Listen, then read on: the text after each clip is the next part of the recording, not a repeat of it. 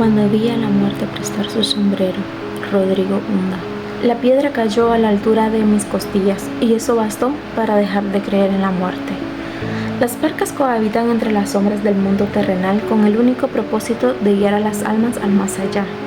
Una de ellas, con una reciente grieta en la costilla, comienza a experimentar emociones humanas y a través de sus encuentros con las personas, descubre la complejidad del cariño, la pérdida y la culpa, mientras lucha por encontrar un método empático de aliviar el dolor de las almas con una transición amable y significativa. Se enfrenta a la ironía de su propia existencia.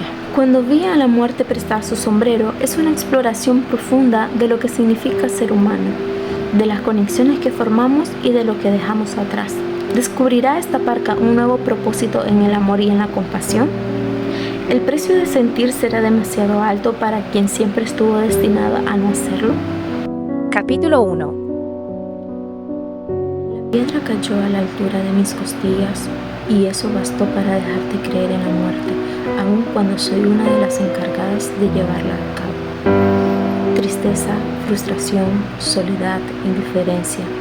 Mi labor me había hecho observar todas aquellas emociones que tanto tiempo me parecieron innecesarias en la corta vida de los mortales.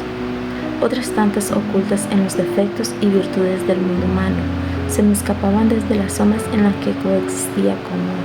Acaricié la nueva y pequeña grieta en mi costilla que se vislumbraba entre las aberturas de mi camisa y me sorprendí al disfrutar el paulatino movimiento de un rayo de sol que, con el paso de los minutos, recorrió cada uno de mis delgados y fríos dedos. Volteé a mi alrededor para asegurarme de mi absoluta y completa soledad.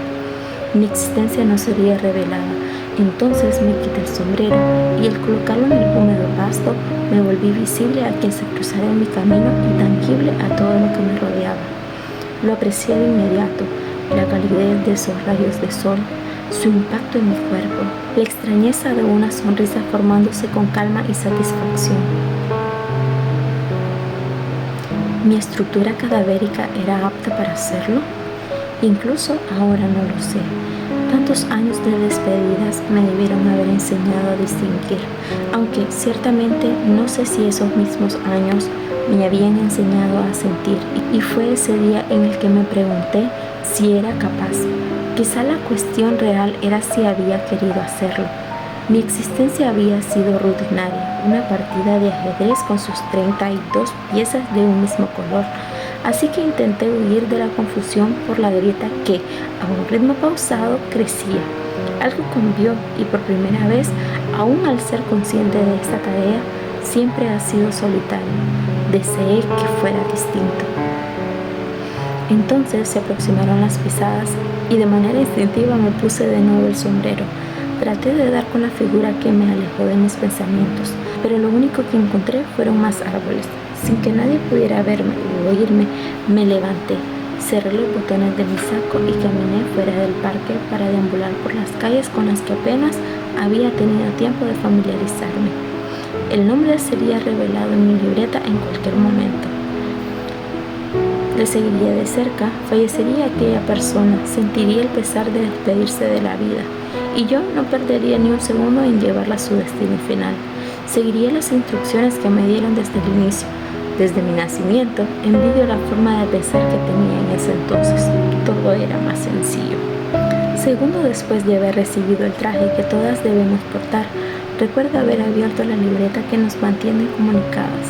En ella un solo nombre: Alba Zamorano. Los próximos 200 años le seguirían otros tantos.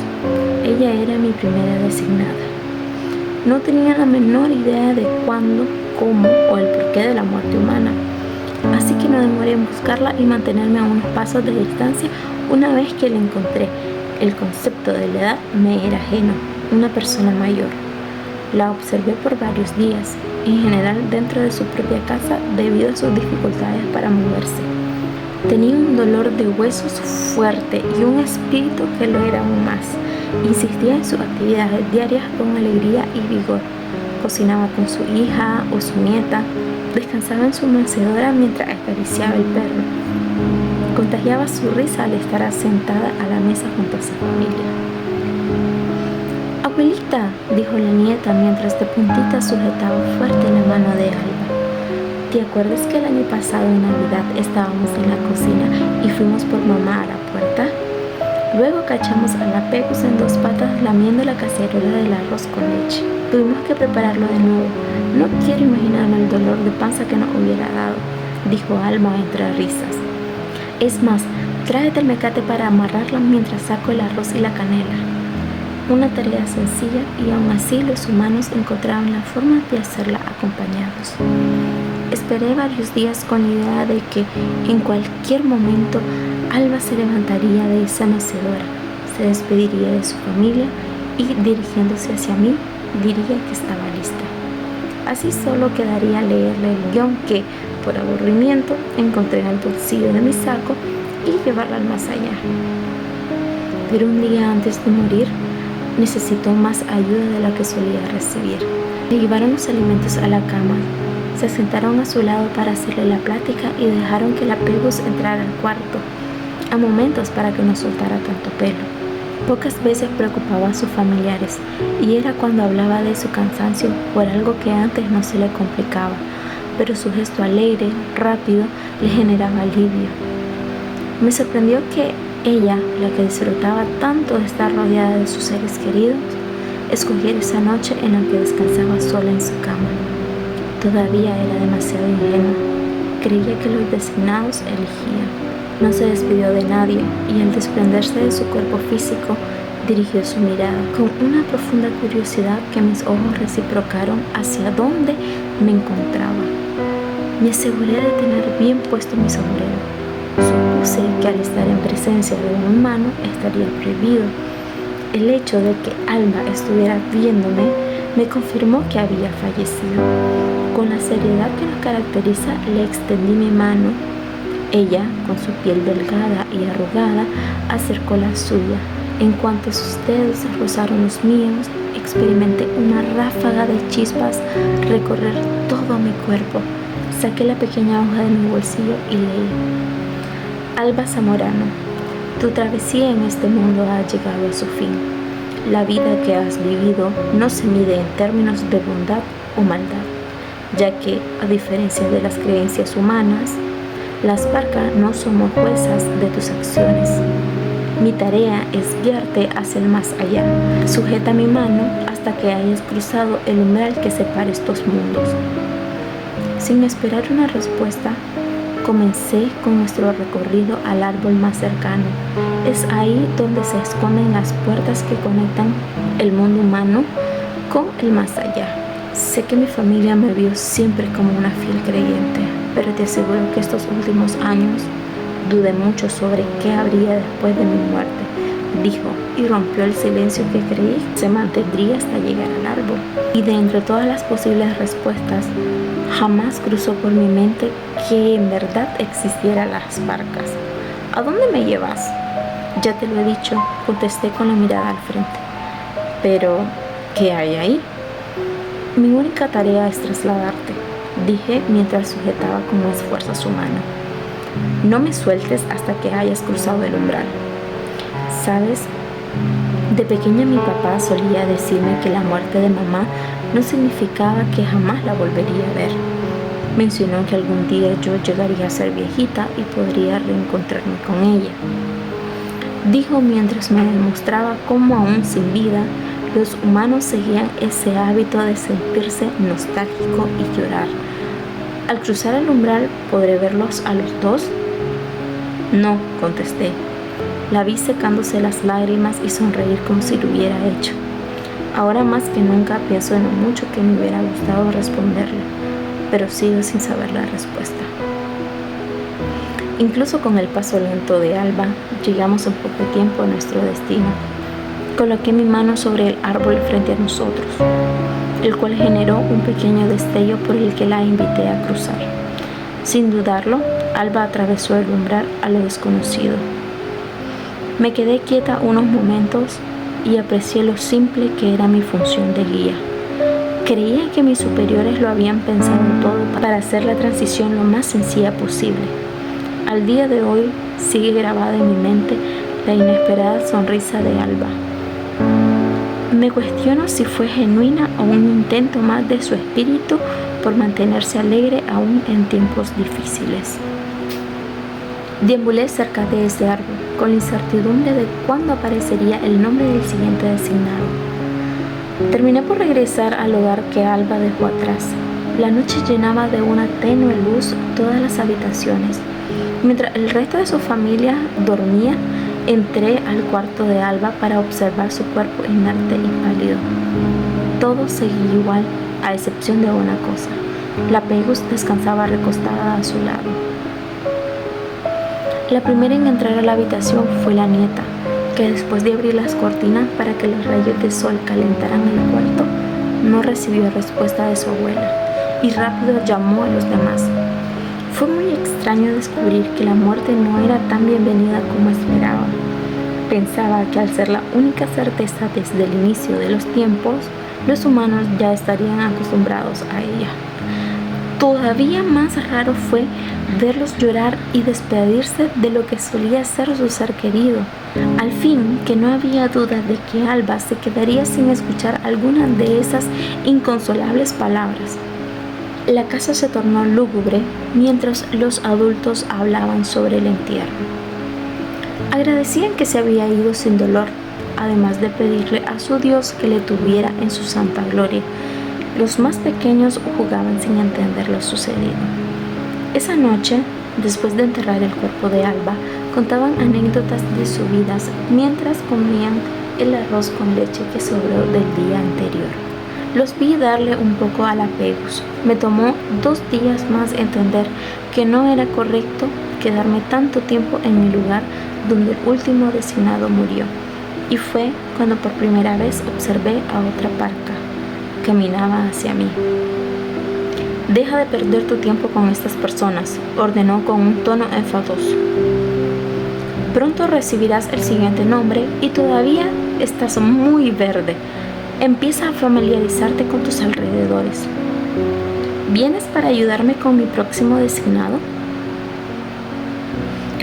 «No estoy aquí por gusto. En realidad me da igual si te quedas aquí hasta que se te pudran los huesos. Pero en cuanto alcancé 5 milenios de cumplir con esta tarea, nuestros superiores reemplazaron mi guión y me obligaron a instruir a las nuevas parcas». Se detuvo para sacar una hoja de su bolsillo y continuó. «Escúchame bien, que no pienso repetírtelo». Me apresuré a escribir en mi libreta todo lo que mi mentor leía. Como parca, es nuestra responsabilidad conducir a las almas a través del umbral que separa la vida de la muerte. Se recomienda abstenerse de entablar conversaciones o proporcionar explicaciones sobre el más allá. Como ya te indicaron al momento de la entrega, el sombrero asegura tu invisibilidad en la búsqueda de aquellos designados a tu guía. Si te lo quitas, serás visible y podrás interactuar con el mundo que te rodea.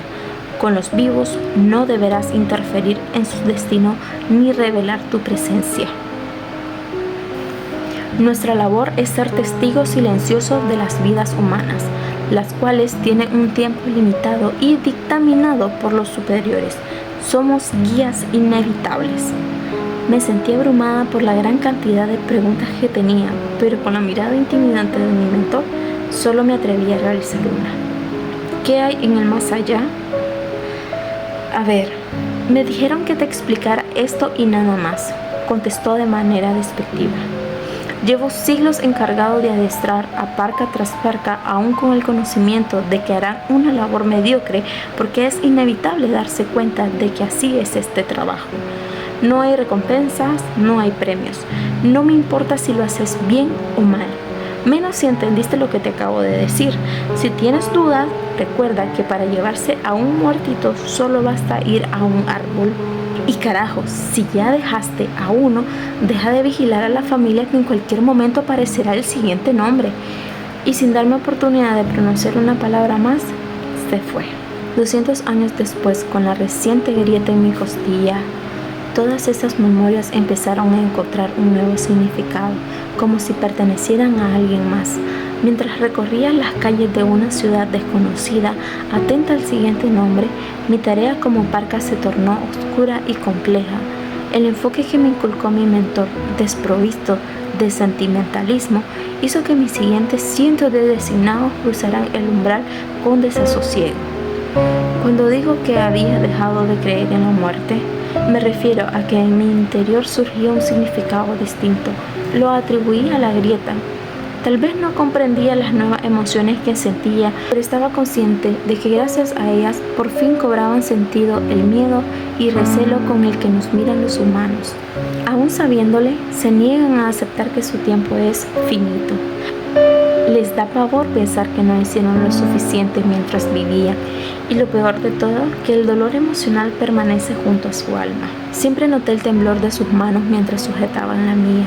Nuestras entidades resultaban imponentes, temidas, pero al recordar el brillo en la mirada de Alba, me convertí en una fiel creyente de que eso podía cambiar. Las emociones humanas son efímeras y nublan nuestro juicio. Eso se repetía para advertirnos de no enredarnos con ellas. Pero entre millones de parcas, no importaría que una guiara a los designados de otra manera.